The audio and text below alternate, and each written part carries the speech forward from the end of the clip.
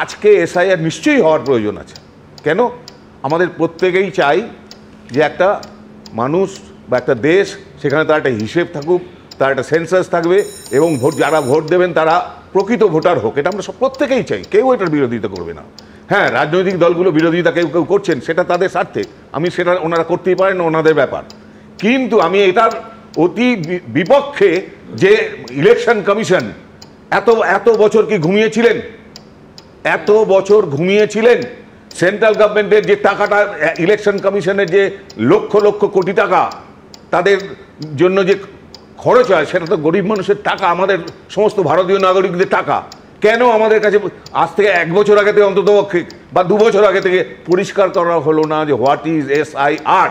প্রচুর মানুষ আছে, আমার বাবা মারা গেছেন, মা মারা গেছেন, যখন দলীয় জায়গায় বা ইলেকশন কমিশনের লোকদের বলা হয়েছে যে এনারা মৃত, তুমি ভাবতে পারো যে কোনো একটি রাজনৈতিক দল যে যখন ক্ষমতায় থাকে সেই যাতে ওইগুলো ফলস ভোট দিতে পারে, ওই নামগুলো কাটা হয় না। এটা একটা ট্রেন্ড চলেছে। এই যে লক্ষ লক্ষ লোক বলছে, কেউ বলছে কোটি, কেউ বলছে 2 কোটি, তার কারণ পেছনে কিন্তু অনেকগুলো এই ধরনের কারণ রয়েছে। আমার কথা হলো, ইলেকশন কমিশন কেন সাধারণ মানুষকে মাথায় রেখে এটা সহজ করবেন না? কেন ইলেকশনের ঠিক 2 মাস আগে বা 4 মাস আগে এটা করা হবে? এবং দ্বিতীয় কথা, সত্যি সত্যি বিএলওদের উপরে যদি আক্রমণ হয়, তাদের সিকিউরিটি কি আছে?